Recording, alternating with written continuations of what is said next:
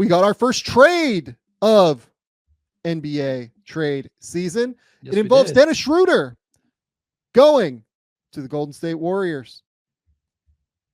What were you going to say, Bryce? No, I just said, yes, we did. Yes, we did. That is true.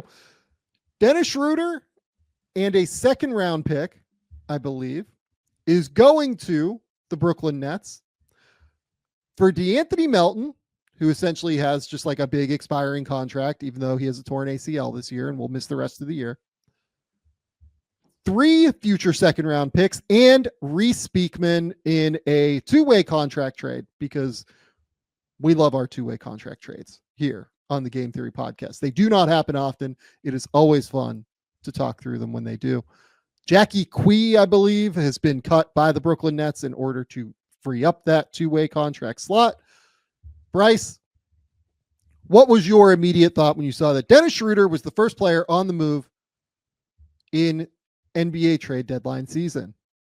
So I'll be 100% transparent, and I'm interested to see what your reaction is to this. My very first thought was, this is going to be really good for them in the regular season and not as good for them in the playoffs. Okay. So yes. My immediate thought was, we talk a lot about depth for Golden State on this show, right? But the problem is that when Steph is actually off the court, they have been quite poor this year, unfortunately. And I think that this is the one that I want to share. Yeah. So with Steph on the court, the Golden State Warriors beat opponents by 10 points per 100 possessions, and they score 121 points per 100 possessions. When Steph is off the court, they lose their minutes by 0.9 points per 100, and they only score 104.7 points per 100 possessions. And to me, what that says is that they desperately need a second ball handler, and they need somebody who can be an offensive engine when Steph is off the court. I think that this is more of a statement of a realization that Brandon Podziemski is not quite ready for that role at this point. Podziemski has just frankly been not very good this year. We hoped that he would take a leap, but so far he's shooting 38% from the field, 25% from 3, 75% from the line, averaging 7.9 points, 4.8 rebounds, 3.4 assists. All of those numbers are actually down from his rookie year when he was playing pretty similar number of minutes at this point, 25 minutes this season to 26 minutes last season.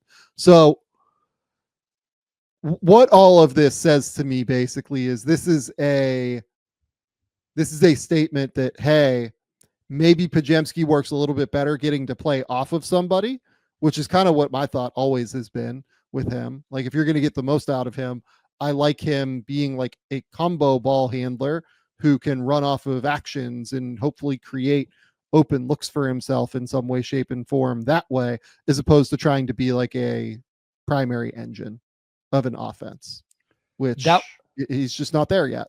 That was definitely my second thought, was this is probably an indictment that Brandon Podziemski is not yet what they maybe were hoping he would be this year or whatever. And it may not be an indictment that he doesn't ever get there or whatever, but he isn't right now. And obviously when you have 36-year-old Steph Curry and 34-year-old Draymond, you kind of have to do things right now. I think why my initial thought was it's great for the regular season is what you pointed out.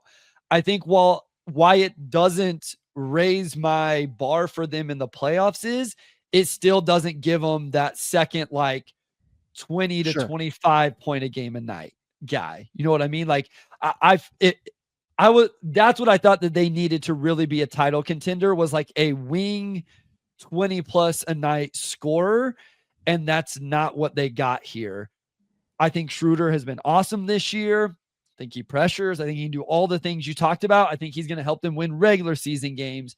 I just wonder how much it raises their ceiling in the playoffs in terms of a real title contender.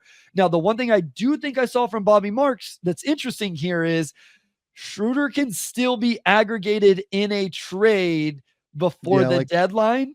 I think it's literally 1 day before the deadline. Yeah. So they could get 2 months out of him, a little less. And then if that player that I'm talking about is something they still want, then I would love this move. I think that would actually be an awesome process move by the Warriors if they ended up pulling that off. Yeah, this doesn't actually hinder their flexibility unless like somebody like Jimmy Butler gets moved before then, right? And that's correct. Possible if Jimmy Butler ends up being traded in some respect. Because they can aggregate Schroeder again on February 5th, I believe is the date that they're able to aggregate him again. That's why this deal happens now, I would imagine, in part, like one of the reasons that this deal happens now. Also, the Warriors just needed like a bit of an energy shift, it felt like to me. They needed somebody who could come in and really help lift that second unit offense. And, can Dennis do that? That's the next question here. Absolutely. I think Dennis is probably going to immediately become one of the best backup point guards in the league. And this year he's averaging 18 points, 6.6 assists, shooting 45, 39, 89. What I will say is like he started the year like completely unconscionably on fire through those first 5 or 6 games. Since then, he's kind of moved back into being usual Dennis Schroder, just in a slightly bigger role. He actually has a true shooting percentage now that is exactly league average again. I think that with Schroeder, you're looking at him realistically as a great backup point guard who will really be able to help your team lift in the minutes where Stephen Curry is off the court. And is that worth 3 second-round picks in Reese Beekman? Or I guess like a aggregate of 2 second-round picks in Reese Beekman? Yeah, probably to me. I think it is. This is a team that has most of its picks here moving forward, and no reason really, not to go and try and solve this problem right now. Yeah, I wasn't upset about like the value or anything like that. I wasn't upset about the move in general. I just found myself going, okay, this continues to make me buy into them being able to be super successful in the regular season.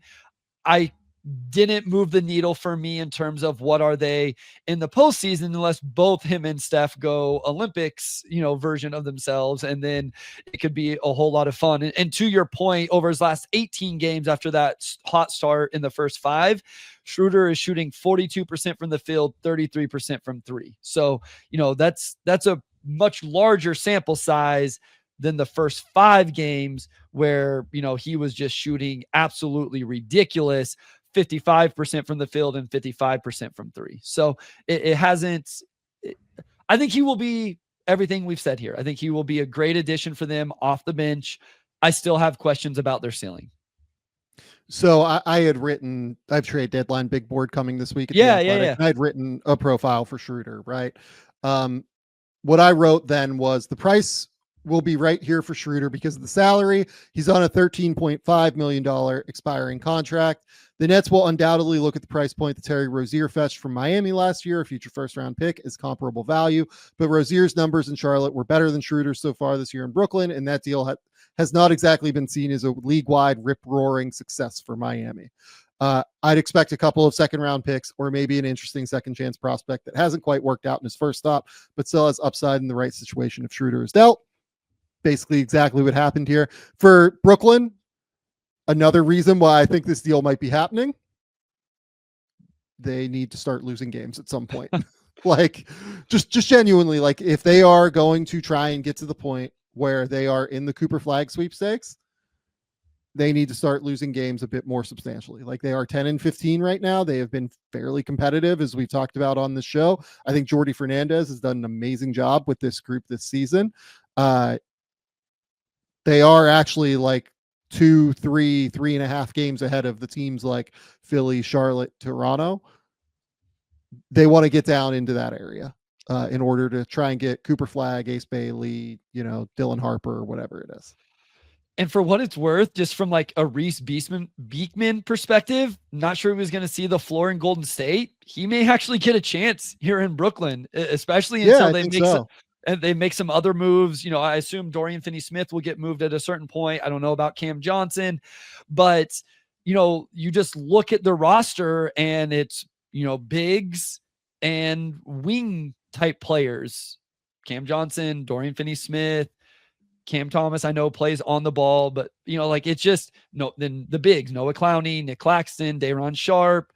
I wonder if he doesn't get a chance to play a little bit, off the bench and handle the ball a little bit. And I don't know if he'll be successful or not, but good for him. A really good defender. We'll see how he handles the offensive end of the floor in the NBA. But, just from a individual perspective, I doubt he was going to get that chance in Golden State, and he might now get a chance to prove himself as an NBA player with Brooklyn. Yeah, and, for what it's worth, Reese has played 9 games in the G League this year. He's averaging 19 points, shooting 52, 35, 60, 7.2 assists, 5.1 rebounds, 2.8 steals. G League numbers are not real life, so do not take those as like strong numbers necessarily. The shooting is the key with Reese. If Reese can 100%. shoot it, we know that he has the defensive capability. He is an awesome on-ball defender. Yes, he is super long. He is super quick. It really comes down to the shooting. He can pass it. He can play make a little bit with the ball in his hands. He has to shoot it to be an NBA player. Yep, I totally agree. My Dewar jeans are truly my favorite piece of clothing that I own right now. They sent me out a pair of jeans, and they are fantastic. I've been wearing these things everywhere that I can whenever I go out of the house. They are so comfortable. They look great. They feel great. They're stylish. They're versatile. You can wear them in a lot of different situations. They are fantastic jeans. Dewar is built for doing, with styles of stretch performance denim and lifestyle apparel for everyone in every season. Dewar has you covered for the colder winter months with fabrics like a fireside denim, which is interwoven with fleece for warmth without too much bulk. Plus, Dewar's clothes are sustainably crafted to last. They're going to be a staple in my closet for years. I am going to try and get them to send me more clothes out, in all honesty, because they have been so good. I love my Dewars, and I'm sure you will too. Check out Dewar's flagship stores in LA or Denver, or shop online at shopdewar.com/game theory. That's shopdeuer.com/game theory. Right now, my listeners are going to get 20% off your first purchase when you use that exclusive URL. Don't wait. Get 20% off at shopdeuer.com/game theory.